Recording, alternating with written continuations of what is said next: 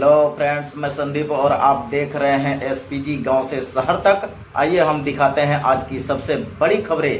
पाहिलं गेलं तर महाराष्ट्रात एकंदर महाविकास आघाडी ही पुढे आहे। आता देशभरात इंडिया आघाडी देखील पुढे आहे, कारण देशाला देखील कळलेलं आहे, देशातल्या प्रत्येक नागरिकाला हे कळलेलं आहे की भाजप जर चुकून जिंकणार तर नाहीच, पण जिंकली तर पहिला टार्गेट त्याचं संविधान आहे। भाजपला संविधान बदलायचं आहे, काल परवाकडे पण बोललेत कशासाठी बदलायचं आहे, आणि मला वाटतं हे सगळ्यांना माहिती आहे। दुसरं म्हणजे त्यांना लोकशाही संपून टाकायची अधिकृतपणे, तर ते आम्ही होऊ देणार नाही।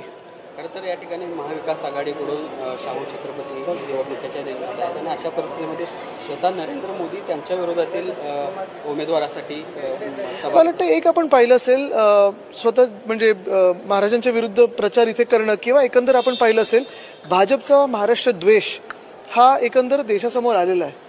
काल परवाकडे पण आपण पाहिलं असेल, पहिलं गुजरातमधली कांदा निर्यात बंदी हटवली आणि मग सर्वत्र जी काही थोडीफार करायचं होतं ते केलं, पण त्याच्यात पण 48 तास घालवले। म्हणजे सगळं काही आहे ते गुजरातसाठी चाललंय। मग आमचा महाराष्ट्र कुठे आहे? आम्ही या देशाचे भाग नाही आहोत का? काल पंतप्रधान नरेंद्र मोदी यांची सभा झाली कोल्हापूरमध्ये, तरी काय इफेक्ट पडतील मतपेटीवरनं? मला वाटतं मतं दुप्पट होतील आमची महाविकास आघाडीची।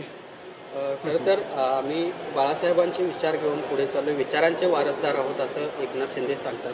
मात्र दुसऱ्या बाजूला त्यांचेच इथले उमेदवार शाहू महाराजांच्या अस्तित्वावर प्रश्न काय, जे गद्दार गुजरात, गुवाहाटी आणि गोव्याला जाऊन पलटात आणि टेबलावर जाऊन नाचतात, ह्यांनी माझ्या आजोबांचं नाव घेणं देखील मला वाटतं काही बरोबरी होऊ शकत नाही, आणि म्हणून मी या गद्दारांकडे जास्ती लक्ष देत नाही। बाळासाहेब ठाकरेंच्या वंशजाला, पुढच्या पिढीला आता काँग्रेसला मतदान करावं लागतं याची लाज वाटायला हवी। मला वाटतं जे पळाले ते कुठच्या ह्याच्यात पळाले, स्थितीत पळाले, ते कशासाठी पळाले?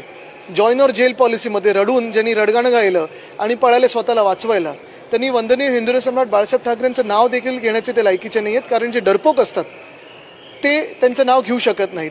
आपल्याला माहिती आहे 2-2.5 वर्ष त्यांनी सत्तेत जी काही करायचं होतं ते केलं, आणि त्यामुळेच त्यांना पळायला लागलं। जाऊ दे, मी त्यांच्यावर जास्ती बोलत नाही। संजय राऊतांनी एक मीटिंग घेतली होती हयात या हॉटेलमध्ये की उद्धव ठाकरेंना सोडून आपण सरकार करूया, अशा पद्धतीनं अजित पवारांसोबत। मला वाटतं ह्या काही ह्याच्यात जास्ती जाऊ नका, जे काही अफवा आहेत त्या चालू राहतात। आपण पाहताय आज राऊत साहेबच एक मोठा मोर्चा लढत आहेत आणि जेलमध्ये गेले, म्हणजे या डरपोक गद्दारांसारखं नाही केलं, जेलमध्ये स्वतः गेले, बाहेर आले तरी उद्धव साहेबांसोबत निष्ठावंत राहिले। उद्या सत्ता आली आणि जर वेळ पडली तर टाटांना देखील एका फोनवर मोदी आणि शहा सरळ करतील, असं एक वाक्य अजितदादांनी वापरलं। काय की आता उद्या परवाकडचं मी बोलत नाही, आणि दादांनी काय बोलले मला माहिती नाही, पण गेल्या 2.5 वर्षामध्ये फोन दिल्लीतून आले हे खरं आहे, आणि फोन आल्यानंतर सगळे उद्योगपत्यांना फोर्सफुली त्यांना गुजरातला जायला लागलं, हे पण सत्य आहे। हे तुम्हाला आम्हाला सगळ्यांना माहिती आहे। गेल्या 5 वर्षाच्या काळामध्ये आपण पाहिलं असेल, महाविकास आघाडीचं सरकार 2.5 वर्ष, आणि त्यानंतर मिंदे सरकार 2.5 वर्ष, भाजप प्रणित मिंदे सरकार, या खोके सरकारमध्ये एक तरी नवा उद्योग आपल्या राज्यात आलाय का? जे होते ते देखील पळवले जातात, जे येणार होते ते देखील पळवले जातात।